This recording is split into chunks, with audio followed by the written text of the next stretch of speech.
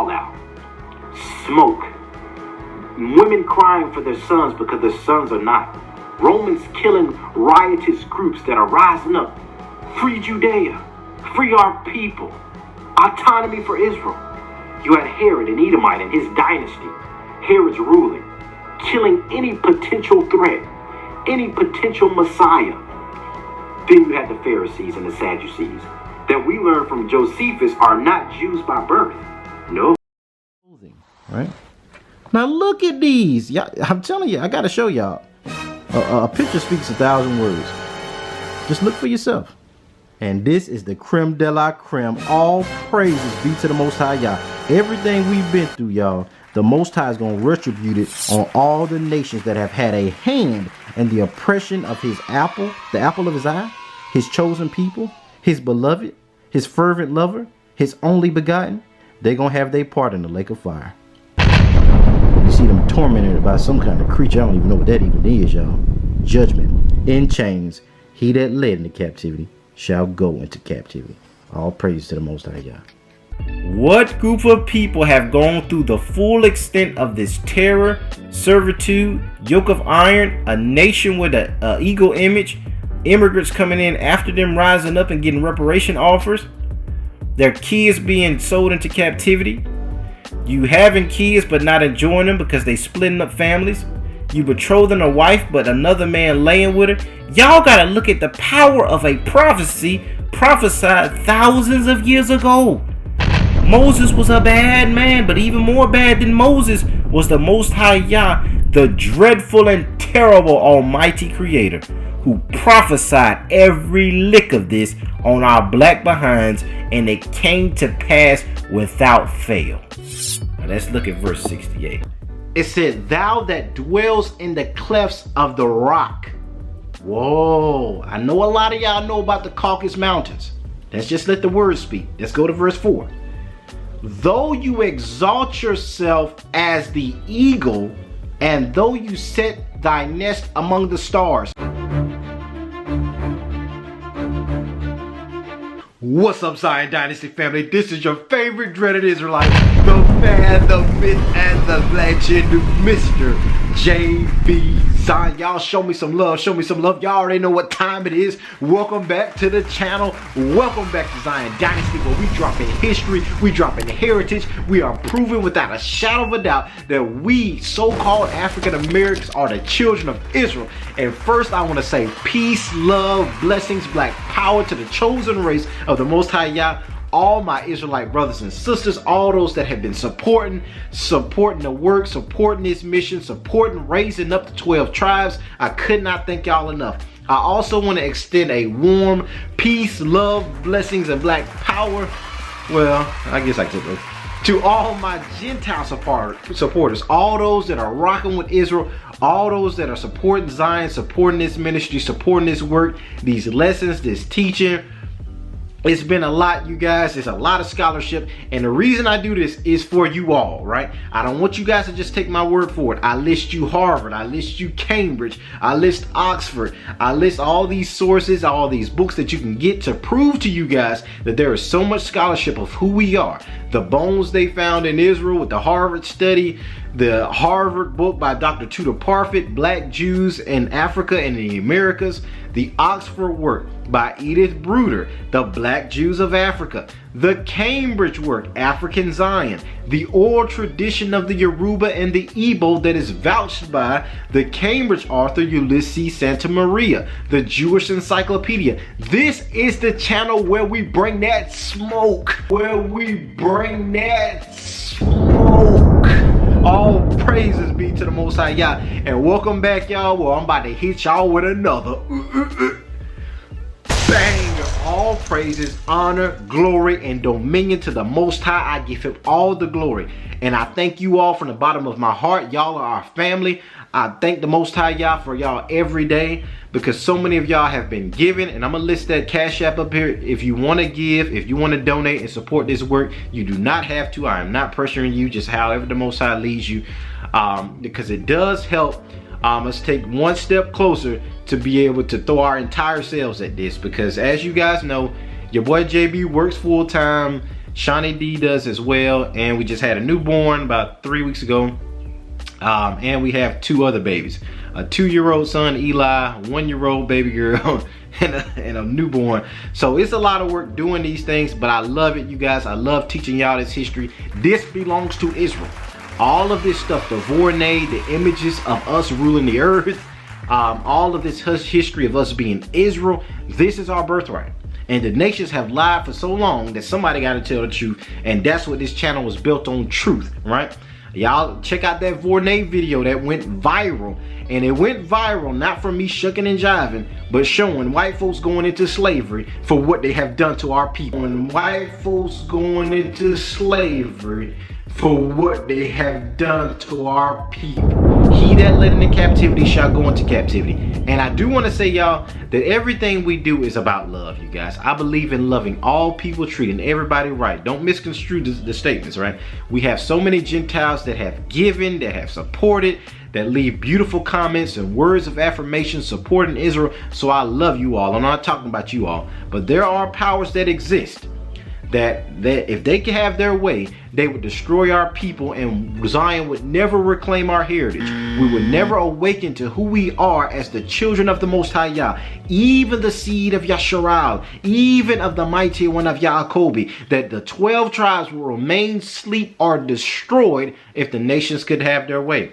Y'all check out that video. We talked about Psalms 83. We talked about the conspiracy of these nations led by Esau, led by Edom, to keep our people from ever coming back to the memory of us being Israel. So y'all gotta check out all that stuff. If you guys want to give and support, I'm gonna list the Cash App. But we're going back into Edom. We're going back into Esau. This is gonna be a big one, you guys. So we talked about all the prophecies. The word of Yah is our foundation. We talked about how Edom would dwell in the clefts of the rock. We talked about how Edom seeks to set her nest in the stars. A lot of the scholars, a lot of these theologians try to say that Esau does not exist today.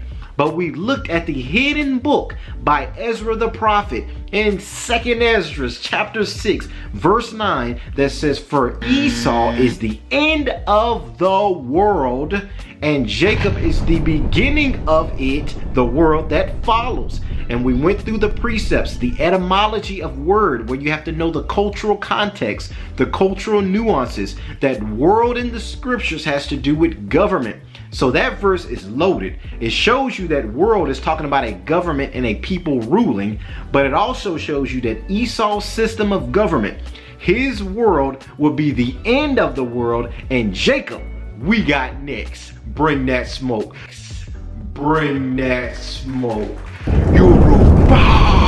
When Ephraim of the tribe of Joseph, that the 12 tribes of Israel under our Messiah would rule the earth, world without end. We looked at that in Isaiah chapter 45 verse 17. So we proved that Esau exists. He tries to hide himself. He tries to cloak himself. But this people exist, and they would be the last ruling power, Edom would, before Yeshua returns, establishes his kingdom, raises up the 12 tribes, and returns us back to the land of Zion. All praises be to the Most High Yah. So Esau not only exists, but he would exalt himself as the eagle. Sound familiar? He would dwell in the clefts of the rock. Sound familiar? He would seek to set his nest in the stars. Sound familiar? The eagle has landed. Tranquility Base here. The eagle has landed. Not just that, but we looked at the curses of Deuteronomy 28 that said a nation shall come to carry us away as swift as the eagle flies. A nation whose tongue we would not understand, who would not regard the young or the old. Sound familiar?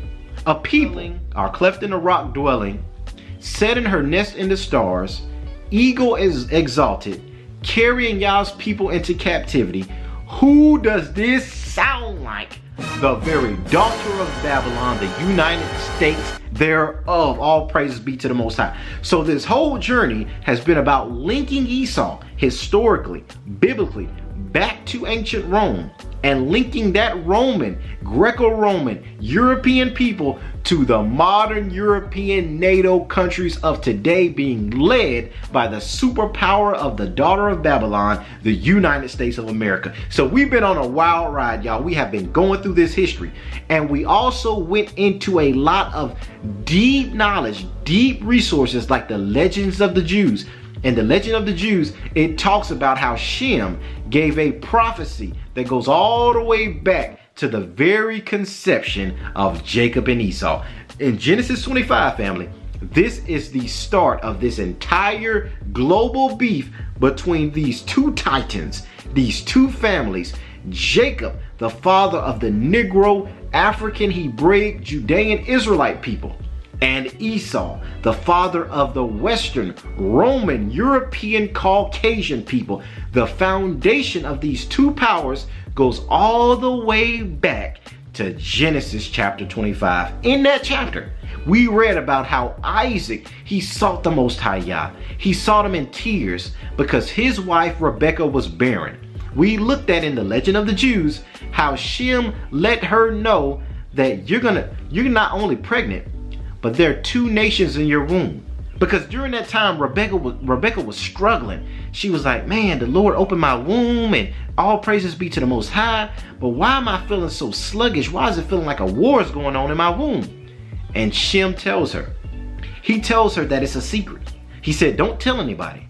But there are two nations in your womb. She didn't even know she had twins. She just she didn't even know she had twins. She just knew she was pregnant. But Shem says, not only are you pregnant, but the Most High is giving you double for your trouble. You have two nations in your womb. One of those lineages shall give birth to Solomon, who will build the temple. The other lineage, Vespasian, who will destroy it. And these two nations, Israel and Rome, would be hated by all nations. All praises to the Most High Yah. So there's a lot in what Shem said. He said there's twins in your belly. These twins will become two mighty nations, the greatest nations in the whole earth. One of them Israel, one of them Rome, one to build Yah and a system of Torah and a worldview of selflessness, of community, and the other Esau, who would give birth to Rome and Vespasian to destroy the temple, an ideology of capitalism, of critical race theory-based society, driven by the very exploitation of Yah's people. So these two ideologies, one rooted in family and love and unity and Torah, and the other in selflessness and capitalizing and critical race theory and exploitation, that these two worldviews would clash for eternity and the entire earth would not be able to hold them. All of this we read that Shem told Rebekah. So we see the birth of Jacob and Esau, but we talked about a mystery. So now the Most High told Rebekah, now y'all check this out now, we talked about it. The Most High told Rebekah that the younger shall actually be over the older, and that the elder would serve the younger. Why is this powerful? Usually the firstborn gets the birthright, but the Most High told Rebekah, it's something about that older one. The younger one shall inherit the promises. The younger one shall be over the older, and the elder shall serve the younger. So we see this entire event take place when Jacob and Esau are born, and Jacob ends up getting rights to the birthright from Esau. Esau was tired. He was hungry. He was like, boy, I'm tired, man. I've been hunting all day, man. Jacob, give me some of that red pottage. That pottage that's red just like meat. For Esau ate red meat, raw game. He was a hunter, right? And Jacob was a plain man dwelling in tents. He said he was a smart man. He said, okay, well, give me your birthright. So now right here we see that Esau, for a bologna sandwich, for some food, sold his spiritual mandate to his brother. So Jacob did it the right way. Jacob got consent from Esau for the birthright. But not just that. The Most High had already ordained when he spoke to Rebekah that the younger would get the birthright. So Jacob was merely fulfilling the divine mantle that was already ordained. So what happens is Jacob goes in there, puts him on some hairy garments to be like his brother, and he obtains the blessing from his father Isaac. And right then, a perpetual hatred will be sown as a seed in the heart of Esau. And Esau said, I'm gonna kill this nigga. And I'm gonna kill this nigga. He said, just wait. Just wait till our father Isaac dies. And boy, I got something for you, Jacob. So Jacob's scared, y'all. Jacob ends up going to the Most High. He wrestles with the Most High, gets his name changed to Israel, and he prays that the Most High would keep him from the vengeance of his brother. So we think everything is solved when Jacob and Esau come together. They come up with an agreement. They hug each other. They love on each other. And Jacob says, you can have everything. You can have everything. And Esau's kind of like, well, what do you want? All I want is Canaan. All I want is... So in that moment, Jacob gets a written book of the ledger. He writes it down, documents the entire event that Esau agreed to give him Canaan, the land of the Hivites and the Hittites and the Jebusites and all the other ites. That land was signed, sealed, and delivered to Jacob as a perpetual inheritance forever. Now the mystery is, this was already ordained that that land of Canaan would be a servant to Shem. Shem is the father of the Israelites. And Shem very well would gain the right to that land. Even in this moment, we see it take place. But we see that Esau's treacherous. Esau doesn't uphold his end of the bargain. And when Jacob dies, while they're in Egypt, they were in Egypt when Joseph took his family there during the famine. Joseph has a standoff against Esau. And Joseph says, hey, what's going on? Why you guarding Canaan? Why we can't bury our dad here? And Esau said, that never happened. You weren't there when it happened. So Esau shows his ancientness because he's alive and Joseph is the next generation. And Esau knows that Joseph wasn't there. But Joseph is a calculated Israelite. Joseph said, we got documentation. We got that little brown book. We got a documentation of our history, our heritage, who we are, and that our father paid for us to have this land. He said, yo, Naphtali, go run back there to Egypt and go get the documents. Go get the paperwork. So while Naphtali, who is the fastest of the 12 tribes, is going back to Egypt, he comes back and says, oh, shoot, they fighting. And war then bust loose. And they going at it. Esau and his sons, Joseph and his brethren, they fighting the Titans, right? And then one of them Israelites, them savages, one of them of the tribe of Dan, he was deaf and dumb, couldn't really understand what was going on. He said, what's going on? And one of the Israelites said, yeah, Esau over here trying to fight because he don't want to give us the land that Jacob bought for us. That dude of the tribe of Dan runs up like an original gangster and slices Esau's head off on sight. On sight. On sight. He said, when I see you, it's going to be an I see you. On sight. That's plagiarism, y'all. But he runs up, slices Esau's head off. Esau dies. Everybody like, what? And Zepho becomes 10,000 men. The very grandson of Esau. Son of Eliphaz, the son of Esau. Right? And I apologize in the last video, you guys. I think I said Zepho was the grandfather. Zepho is the grandson, and I apologize for him. Zepho is the grandson of Esau. So Zepho sees this. And Zepho becomes the strength of 10,000 men. It starts wreaking havoc. Swing, swing. And Joseph's watching what's going on as he's doing his thing. And they said, we're going to have to capture Zepho. So they capture Zepho and a group of his band that he had rolling with him. And they take them in chains. Vornay right here. They take them in chains to Egypt. So he that led into captivity shall go into captivity. We see this cycle going back and forth. Because eventually, when Joseph, the Prince Nazir, the Prince Anointed One of his brethren, when him and that generation died, Zepho says, Israel gone, Joseph gone. And he breaks out of prison and flees to Angeas. Now I wanted to mention, you guys, Angeas was the king of Africa. I repeat, Angeas was the king of Africa. Why do I bring that up?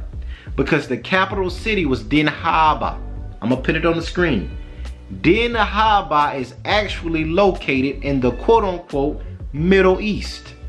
This proves that the Middle East in antiquity was Northeast Africa. How about that? All praises be to the Most High Yah. So Dinhaba, that belonged to the king of Africa, Angeas, Zepho goes and camps out and he says, I'm a mighty warrior. And Dinhaba, or Angeas, knew about Zepho and knew Zepho was a mighty man. And he said, yeah, he welcomed him into Africa, into the borders, right? But Zepho tries to get Angeas, the king of Africa, to fight against Israel. He said, all that warrior generation, they gone. Let's go against them. But Angeas has a sorcerer who was only 15 at this time named Balaam. A lot of y'all may have heard of Balaam. This is the backstory. This is the prelude of Balaam.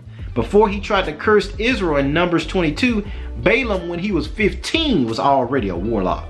The dude was legend. And he does a spell and he ends up looks into the future to see would they be successful. And he tells Angeas, no, do not mess with Zion. So Zepho gets pissed, goes to Chittim and becomes a god, even Zeus. He goes there and the people welcome him with great honor and substance. And what happens is the children of Chittim, which is where Zepho goes, had a long time beef with Angeas. Angeas, the king of Africa, used to go and raid Chittim from time to time. So what happens is Zepho's there now, but Zepho knows the playbook of Angeas. Zepho reads Angeas like reading Rainbow and waxes Africa, the king of Africa. And the people of Chittim are like, who is this dude? He just shows up out of nowhere, destroys our enemies with a foresight that's godlike, and they make him king. And they make legends of his thunderous exploits, his military prowess, the thunderous king, and he becomes the historical foundation of the antiquity known as the Greco-Roman gods, and the chief of these gods, Zeus. We looked at Mount Kuptazia, which the scriptures in the book of Jasher explain the region. When you research Mount Kuptazia, you see that this is the prelude of Mount Olympus. So Zepho, who founded that region, who established himself as a king, who conquered all of Tubal in that Mediterranean Cyprus island region, becomes the god of that people, the king of that people. And this is where we talked about in Psalms 83. Zepho ends up uniting all his brethren to come against the children of Israel while they're in Egypt. Zepho is able to accomplish the task. He finally has a nation. He finally has a people that are going to work for him. He finally has a people that are going to fight his arch nemesis for him. And he unites all his brethren, those Amalekite Edomites that lived in the Middle East, as well as all of Cyprus, to fight Israel. And our folks savagely destroy them jokers. Our people defeat Zepho so bad, and y'all got to read this in the book of Jasher. Our people beat them so bad that the Egyptians who were fighting alongside of us say we need to do something different going forward. Because understand, during this time period, the children of Israel were enslaved in Egypt. Now y'all got to read this for yourself now. So the Egyptians, when they get back, say, we have to deal wisely with this people. This piggybacks the book of Exodus. This is why y'all need these other books to understand the full story. Egypt begins to plot and do population control against these Israelites because now they see that them some bad jokers. So all of this sets the stage for what we're going to talk about today with Amalek. Because eventually we know the story. Our people overcome Egypt. We get out of Egypt. The Most High sends his anointed one Moses, and Moses leads Zion through the parted waters into the promised land. But on our way there, we have problems. But on our way to the promised land, we have problems. Now, a lot of you guys have been saying, well, JB, Esau's black, or JB, Esau's in Canaan with the Amalekites, and Esau, understand, Esau mixed his seed a bunch of different places, y'all. Esau did mix his seed in Africa when he was with Angeas. Esau's seed mixed with the people in the Middle East, quote unquote, in Canaan. But Zepho, another one of Esau's seed, which is his grandson through Eliphaz, Zepho did found Rome in Europe. So you have multiple different offshoots of Esau or Edomites that exist in pockets. This is important because this is what Zepho was able to unite to try to fight against Israel.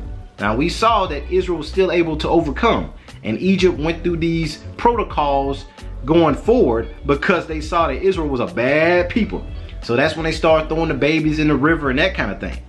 But when our people come out of Egypt, we encounter another family of Esau, another family of Edomites, the Amalekites.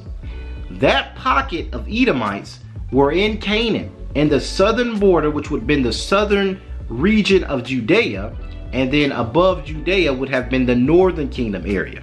You know, but that happened later on when the kingdom split. So when our forefathers are trying to go, we see this in Numbers, in the book of Numbers, chapter 20, verse 18 through 21. We see that Edom said, "You shall not pass through us, or I will come with the sword against you." In this we see Sihon and Og. We see these Amalekite Edomites saying that we heard y'all finally got out of Egypt. Yeah, we had tried to destroy y'all while y'all was over there. But you ain't coming through our land to be able to get to your land. Now understand, the promised land was above where Edom was, right? So it would have been easy for us to just go through there on our way to the promised land. But Edom said, "Nah, brother." Amalek said, "Nah, brother, you ain't coming through here."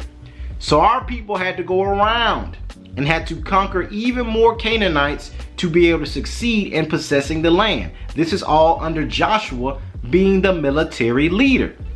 But right then you see our people say, "Okay, we ain't gonna forget Edom.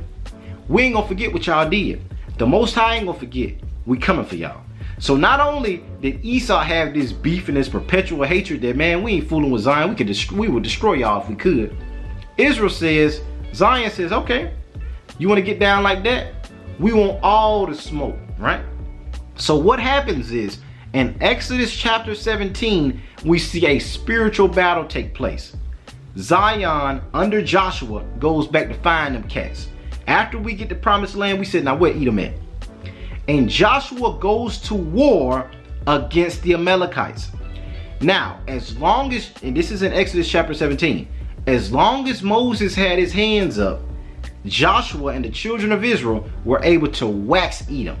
The strangest thing, you guys, is that Joshua is an Ephraimite. Ephraim descends from Joseph. So you have Joseph spiritually, through his descendant Joshua, waging war against Amalek, the descendant of Esau. We just saw this in the book of Jasher with Esau squaring off against Joseph. It's something about that Ephraimite lineage, y'all, that leads the charge in conquering white supremacy. I'm just gonna say it straight. All praise be to the Most High God. So Joseph has this princely role that we see in Exodus 17. Joshua is going to war, going to work. And the Bible says he discomfited them boys with the edge of the sword. Swing, swing. Joshua was going in, slicing and dicing Esau like they was mincemeat. But it was able to happen as long as Moses had his hands up. And y'all may know the story. When Moses got tired, Israel started getting waxed. So you had this Christ-like figure that as long as he was lifted up, Joseph and them boys was working. Joshua was pitting them to work. So Aaron, and I believe Hur, put a rock under Moses to keep his hands up. And we can read about all of this in Exodus 17. But we're going to look at the final verse because we see a spiritual implication. Let's look at it. So in Exodus chapter 17, verse 16, the word of Yah reads, "For he said, because the Lord hath sworn that the Most High Yah will have war with Amalek from generation to generation." This is deep, you guys. A lot of you may have heard camps call the Ish people Amalek. Now this is a spiritual indictment against Esau as well as a natural one. There is a lot of evidence for a lot of those Ish people, the ones that ain't outright Zepho, being linked to Amalek, who is also a descendant of Esau. You had the Amalekite Edomites and you had the Roman Zepho Edomites that were in Europe. You gotta know these two groups. They're two distinct groups. But spiritually we read that there would be a war between the Most High, his people, and Amalek in every generation. Now this is spiritual. This means that there would be a spiritual resistance to Israel that would go forth forever. Now, this is not limited to Edom, because you had the Assyrian captivity, you had the Babylonians, you had the Medes, the Persians, but literally it is also talking about Esau, because during the Greeks, the Edomites of Chittim would rise up. But understand, this spiritually shows you that our people would have this tug-of-war battle against white supremacy, the people and the ideology forever. And we see in Daniel, until Yah establishes his kingdom, shatters all the nations of this earth, and raises up Israel. But until then, we will go through this cycle. Now, we're going to look deeper into Amalek, and we're going to see that Amalek was always a thorn in the side to Israel. Now, first we're going to look at King Saul. King Saul is disobedient to the Most High Yah, because the Most High had promised he would destroy Esau. I repeat, the Most High has a death sentence for Edom. That all these nations, the ones that exalt themselves as the eagle, America, that set their nest in the stars, America, that dwelt in the clefts of the rock, that came as swift as the eagle flies to take us out of Africa, there is a death penalty on that nation and the nations that have sided with them. So what happens is, during Saul's kingship, in 1 Samuel chapter 15, let's look at it. In 1 Samuel chapter 15, the Most High, in verse 2 says, "Thus saith the Most High Yah of Sabaoth," or of the host, "I remember that which Amalek did to Israel, and how he laid wait for him in the way when he came out of Egypt." Verse 3, "Now go and smite Amalek, and utterly destroy everything, and don't spare nothing, the men, the women, the babies that's sucking on the breast, the ox, the sheep, the camel, the donkeys, all of it." But what we see is, Saul is not obedient to the Most High Yah. Saul takes the nice stuff out of Edom. He takes the stuff that look good out of white supremacy. He says, well, I want to keep some of this. The Most High says, get rid of the culture, get rid of the people, get rid of the animals, destroy them for what they have done to Yah's people. This is spiritual. This is prophetic. Saul doesn't do it. And Samuel comes in and takes Agag, who was the king of Amalek then, and cuts that dude in pieces. And looks at Saul and says, because you refuse to obey Yah, the kingdom is rent from you and given to somebody better. Now what we see happen is, David comes on the scene. And David is a man after Yah's own heart. David shows us what the Messiah looks like, what Yeshua's return looks like. He does all of Yah's will in his generation, including subduing every nation that came against the Most High. And not just that, David makes Esau or Amalek tributaries. He takes them boys and puts them in cages and garrisons, chains them up, and makes them bondmen and bondwomen. Let's look at it. In 2 Samuel chapter 8, we see in verse 14, and he put garrisons in Edom. Throughout all Edom he put garrisons, and all they of Edom became David's servants. And the Lord, the Most High Yah, preserved David everywhere he went. All praises. So this is spiritual, you all. This is prophetic. That when the Most High returns, when Yeshua returns, he will use the Messiah. He will use Yeshua's return to subdue all of Edom, put them boys in captivity. And we saw that with the Vorneh. He that led into captivity shall go into captivity. So with that, family, I know that was a lot of history going into Amalek. There are multiple different groups of Esau, or Edomites. We talked about Zepho and the Romans. This is Amalek in the land. But what we will see later on, I'm going to do a follow-up, is that Amalek, who stays in the land of Israel, eventually becomes a snare. They end up learning everything about Israel and doing a swap. Just like in the womb, I told you guys, we don't know which one was supposed to come out first. That's the mystery. See, it looks like Jacob finessed, but him holding the heel of Esau was almost like, wait a second, you finessed me. We don't know what went on in Rebekah's womb, but there was a deep, dark plot that only the Most High Yah saw, which is why he said the younger is really the elder. and he shall be over his older brother. How do I know this? Because Esau is getting ready to play their cards right in the land of Israel and wait for a prime opportunity where they're going to swap with Jacob. And Amalek is going to lead that initiative. So family, with that, we're going through this Esau series. I hope you guys are getting a lot. I hope you're taking notes. Replay the videos if you have to. Look at Jasher. Look at Exodus, the different precepts that I mentioned. And I hope you guys enjoyed it. Peace, love, blessings, and black power to the chosen race of the Most High Yah, Yoruba, B'nai Ephraim, of the tribe of Joseph. I love you all with the love of the Messiah. Shalom. All praises.